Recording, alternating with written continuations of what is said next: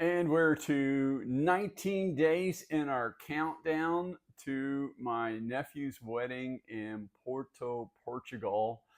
And I've been trying to get ready here for this wedding, brushing up on a little Portuguese, trying to lose a few pounds, trying to learn a few dance steps, trying to make sure that I am prepared, trying to know about Porto, trying to know how to navigate things, what sites we might see. And it's one of those things. In some ways it's like, well, 50 days, I mean, you could just go and you'd be fine, right? And yeah, maybe so, I don't know, but it seemed like a good thing to work on. So I would say that as I've gotten into this, I probably spent the majority of the time brushing up on Portuguese. Certainly, we've done some other things. I mean, I've been walking, I've been trying to practice learning a few dance steps to just because I can't dance. I just can't do it. It's like everything shuts off. It's like when I start moving the bottom part of my body, the top part shuts off, and if I start moving the top part, the bottom part shuts off. So I guess I guess we will figure that out. The other, probably the second biggest thing, has been trying to learn about Porto, learn about food, learn about things to do, things to try, things to see.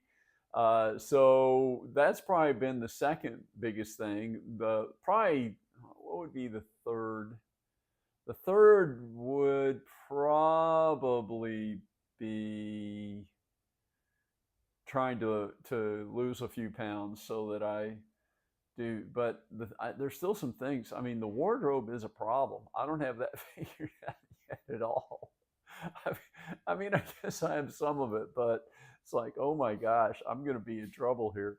And the dancing, that is, I need to do a lot more of that. And I guess it's just that I it seems to be so hard for me. And even though I don't want to admit this, I think I'm avoiding doing the dancing. So anyway, so that brings us to today. We're at 19 days down, and I got to thinking about it. And I thought we're going to be at a wedding, and I don't know who all is going to be there. I don't know if this is going to be a big wedding or a small wedding, or I have really zero idea. But I do know that we will be meeting people we don't know, and we're going to have a small group from our family. It won't be huge, but it will have, of course, my nephew's siblings will be there and their spouses, and my nephew's parents will be there. So we've got, I guess, two, four, six, maybe seven people there, and I'll be there, so eight. And then my son, who is his cousin, will be there, so there's nine. And then we also have another nephew who will be there with his wife. So it looks like we're going to have right around a dozen family members on my nephew's side who will be there as well. But we're going to be meeting these people. I don't know anything about his fiance's family, but I'm guessing we'll be meeting her parents, or if she has any siblings, I'm guessing we will be meeting them and friends of the family.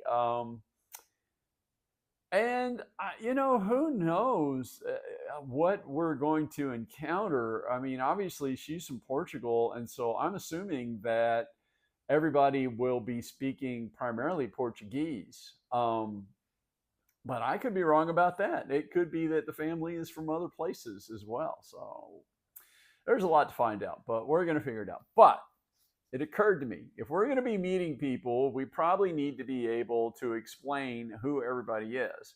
So I thought, let's start working on the family relationships and do that. So here we are. That's our thing for today is the family relationships. And I got my book upside down. We're going to Portuguese phrases for dummies, kind of made for me. So here we go. We're going to go through some of these words. And we will start with number one, brother, hermano, hermano. That is brother, irmão, irmão. Sister, irmã, irmã. So brother is irmão, sister is irmã. Cousin, primo, primo. And that would be a masculine cousin. So if it's a female or a feminine cousin, it would be prima, prima. And cousins, of course, would be primos, primos. So if you're talking about your grandfather, it's ava, ava. And if you're talking about your grandmother, it's avo, avo, ava, and avo. And I will never remember those. I can never keep them straight. So avo, I guess maybe I'll just kind of garble the end of it. pretend I didn't know it so that it will go. But ava is grandfather, avo is grandmother, and I have seen that lots of times they just don't say the a, so it's va and vo, va and vo. All right, and so grandparents would be avos, avos, and then your son would be filho, filho, and your daughter would be filha, filha, and your children would be filhos, filhos. So, and then your husband would be marido, marido, and your wife would be mujer, mujer, which they use the same word for wife and woman. So mujer, it means wife or woman. Neto, neto, that's your grandson. And neta, neta would be your granddaughter. And so they say kids often call any adult tia or tio. Tia means aunt and tio means uncle. So it would be very common for any kid to just call you uncle or call you aunt. So if you do that, they say that lots of times the kids will be running up to you and asking, say, Tio, Tio, and they want money. It's like, no, no, you got to do better than that. So that's the main thing. So if you are trying to describe who's who, you can tell them, it's my brother, hermano, my sister, herma, my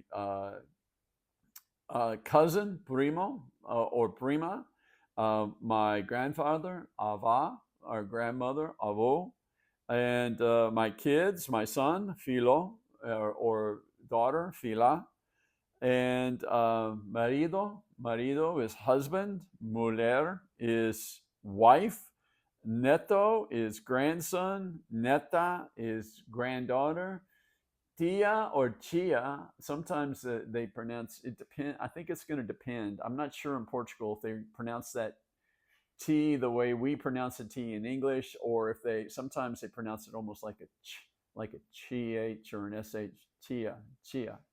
So it might be chia and chio. So I would be Gio, Gio David, Gio David, and those are the main things. So if you're introducing yourself around, we can tell each other who we are, and then we can ask it. We can follow up with a few more questions. Qual é o número de telefone? What's your phone number? O meu telefone, número de telefone é, and then you can tell them your phone number. E qual é o seu sobrenome? Which is, what's your last name? E onde mora? Onde mora? And that is, where do you live? Where do you live? E qual é o seu e-mail? Qual Qual é o seu email? And that is what's your email? And you would respond with o meu sobrenome é, and mine would be McCoy. E eu moro, I live, eu moro nos Estados Unidos, em Kentucky, Estados de Kentucky. I live in the United States in the state of Kentucky. Well, mail email, and I can give them my email. So we can, if we're making friends and we want to stay in touch, we can give out our name, we can give out our number, we can give out our emails, we can give out our last name, we can tell them where we live, we can tell them how we're related to the bride and groom. So that's it for today. That we're going to make friends, we're going to explain who we are and do the best we can in conversation with these guys. And so, maybe one thing to do is we can kind of talk about, um, how to keep a conversation going, which is that can be hard in your own language. And so, that could really use some thought, couldn't it? Is how would you keep a conversation going if you're not even just doing it in your own language? How can you do it? And so we might think about that. That might be a video. So that's it. Day 19. We have 18 days left. We are less than 3 weeks. It's going to be here before we know it. And I have a little bit of travel going on between now and then. So it's going to be crazy. And we will be heading out actually very soon to Portugal, and we'll be there a few days before things started. In fact, I'm going to be on a plane. I don't know how I'm going to do a video on the plane, but I don't know. We'll figure that out. Take care, everybody. Have a great day. I'll see you hopefully tomorrow for day 18. Take care.